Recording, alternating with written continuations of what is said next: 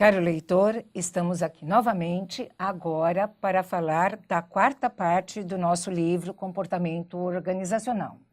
E nesta parte nós vamos estudar o comportamento da empresa. Eu quero que vocês imaginem a seguinte situação. Você trabalha numa empresa há um mês e de repente você percebe que nessa empresa que você está trabalhando, ela é uma empresa cheia de normas, de regras, de regulamentos, tudo é centralizado no seu gestor, não há a oportunidade de tomar decisões, porque tudo, até coisas simples, como, por exemplo, pedir um pacote de sulfite, você tem que se reportar ao seu supervisor, os relacionamentos são mais formais, enfim. E, de repente, você percebe que o seu trabalho passou a ser rotineiro e chato, porque não tem como criar, que as chefias não escutam aquilo que você tem para sugerir, enfim.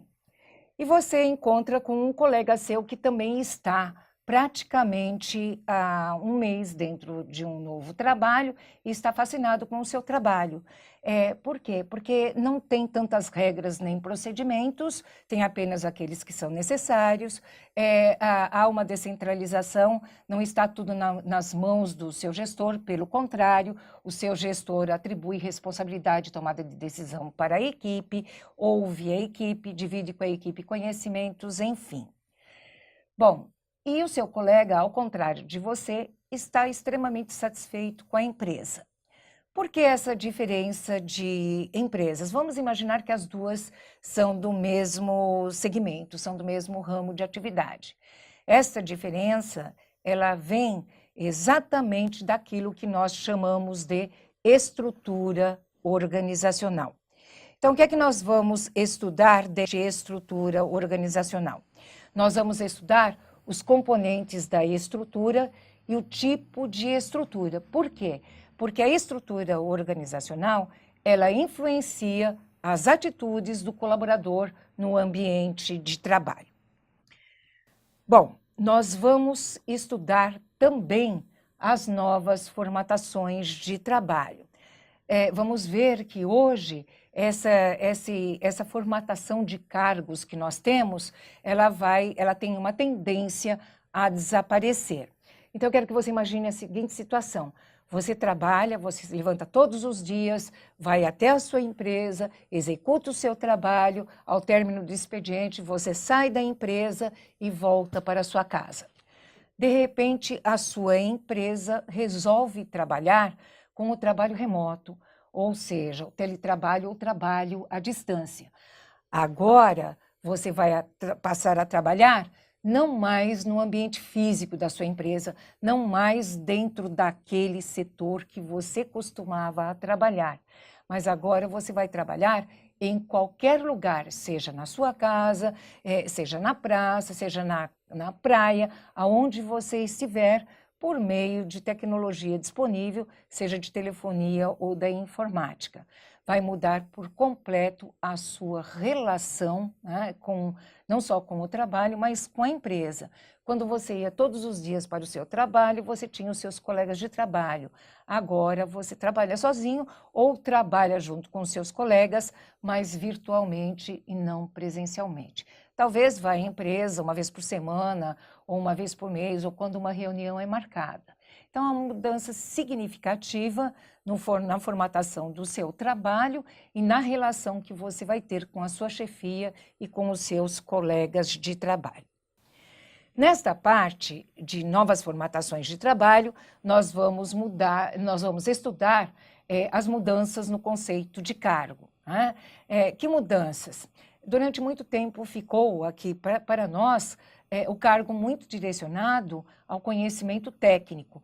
Hoje não basta apenas conhecimento técnico. Iniciativa, tomada de decisão, proatividade, são coisas que são exigidas por muitas empresas dentro do perfil do colaborador.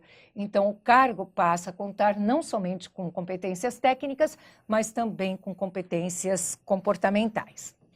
Nós estamos, dentro da chamada Revolução 4.0 ou então Revolução Industrial Digital, onde a cada dia nós vamos percebendo que cargos que envolvem a mão de obra braçal estão cada vez mais escassos.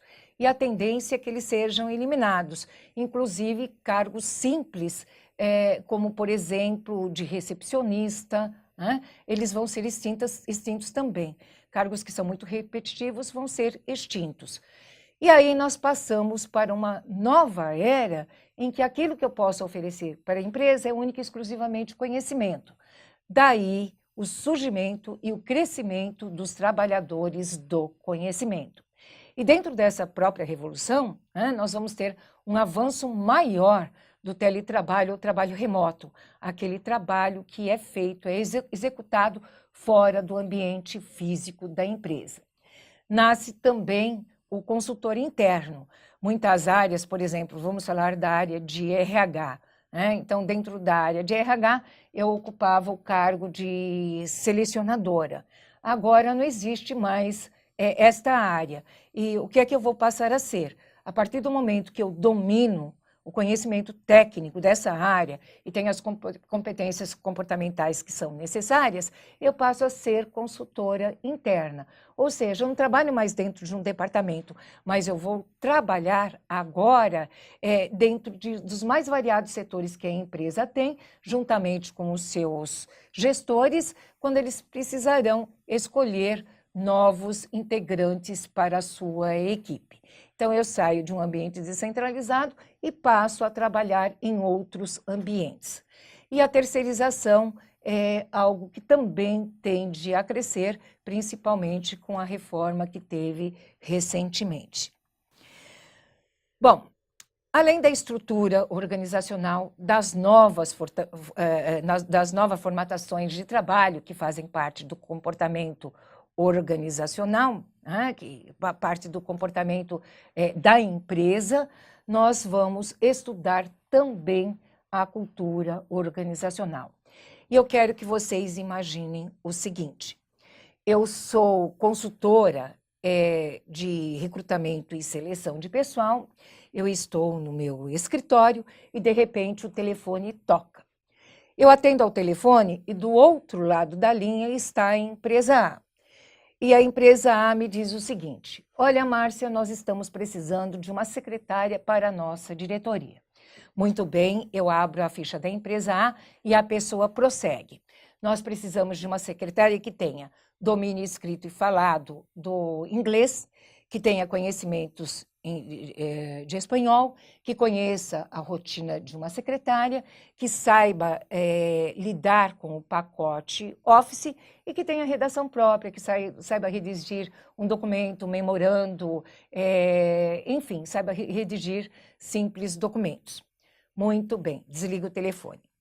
Em seguida, o telefone toca novamente, eu atendo ao telefone e do outro lado da linha está a empresa B, que coincidentemente me diz o seguinte: olha, Márcia, nós estamos precisando de uma secretária para a nossa diretoria. Muito bem, eu abro a ficha da empresa B e a pessoa prossegue.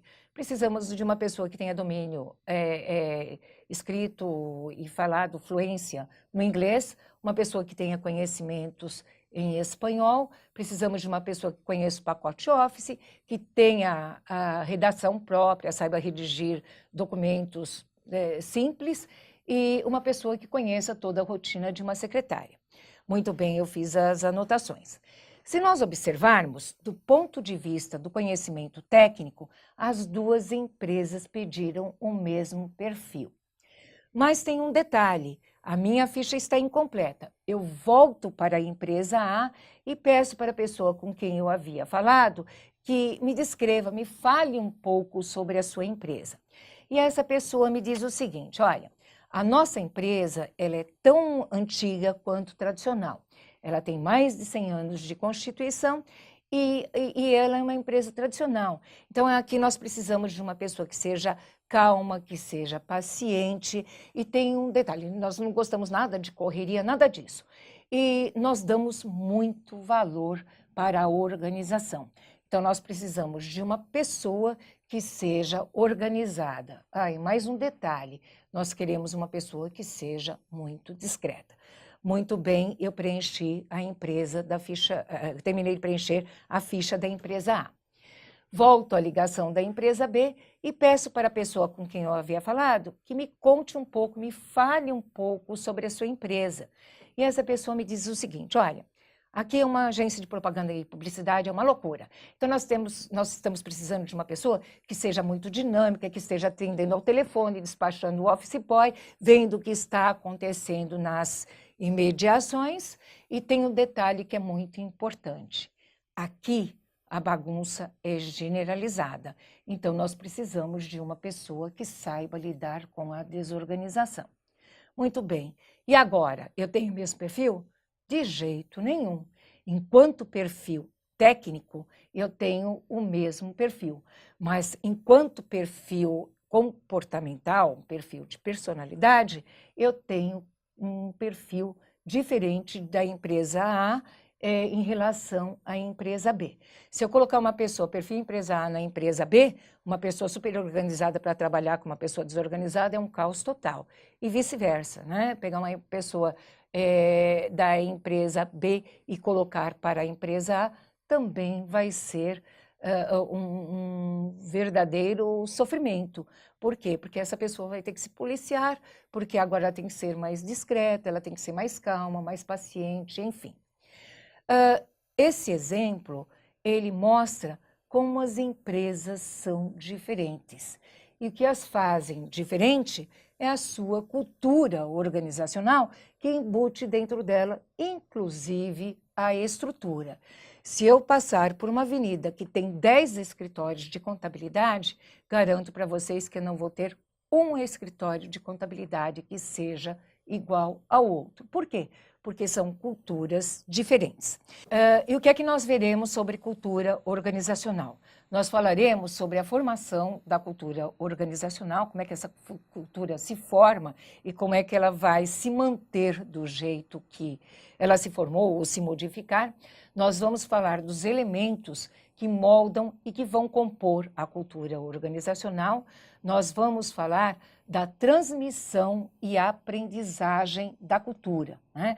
Afinal de contas, a cultura ela é muito importante para que os colaboradores e todos os seus integrantes adquiram uma identidade organizacional, né? A cultura é como a identidade, como se fosse a identidade, a personalidade da empresa. Então, eu preciso ajustar a minha identidade ou a minha personalidade à identidade ou personalidade da empresa.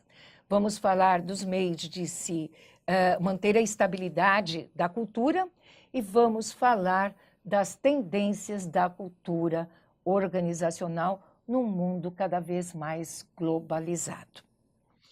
Bom, nós vamos falar agora de um tema que é bastante cobrado na atualidade, que é a diversidade. E vamos falar sobre a diversidade da força de trabalho, que é a contratação de pessoas pertencentes a grupos discriminatórios ou minoritários. Nós vamos tratar desse assunto falando sobre as dimensões da diversidade, quais são as dimensões, o que é que nós vamos considerar como diversidade. Vamos falar das principais características ou fatores de diversidade. Vamos falar das barreiras que as empresas encontram em relação à contratação dessas pessoas pertencentes a grupos discriminatórios. Vamos falar das vantagens de se ter pessoas diferentes, do quanto que isso é positivo para a empresa. Vamos falar dos passos para a implantação da diversidade e vamos falar da gestão da diversidade. O tema é tão importante que algumas empresas têm um setor exclusivo de diversidade de força de trabalho. E nós terminaremos o nosso assunto do comportamento da empresa abordando cultura nacional e comportamento organizacional internacional. Dentro desse, nós vamos estudar o quê? Nós vamos estudar a diversidade cultural. Por que nós vamos estudar a diversidade cultural? Porque hoje, no mundo globalizado, eu posso a qualquer momento ser transferida para um outro país que tem uma cultura completamente diferente da minha cultura. Ou eu posso me manter no meu país, mas receber pessoas que venham de outras culturas e muito diferentes da minha cultura. Então, dentro do comportamento organizacional internacional, nós vamos ver que ele tem várias dimensões e que, ao estudar estas dimensões, eu tenho ferramentas para poder ajustar o meu discurso e as minhas práticas com este outro país que tem uma cultura muito diferente, seja eu estando lá ou seja eu estando aqui. E vamos falar um pouco dessas dimensões dentro da cultura brasileira. E por aqui nós vamos encerrando o nosso livro.